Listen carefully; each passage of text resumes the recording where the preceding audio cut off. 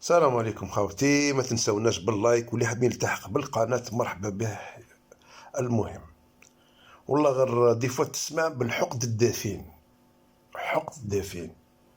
شوف يعني هنا تمرق باللي بالماضي كانوا يسناو فيه بالمواس، يا وقلنا كدا وكدا وكدا معليش غلط دار بصح شوفوا الحقد ولاو خرجوا الغفر تاع ديلور. اسمع نعطيكم مقتطف بركة شافا، اسمع هذا الصحفي وش يقول. عاودتوا المنتخب الوطني الى كاسي لو جروب.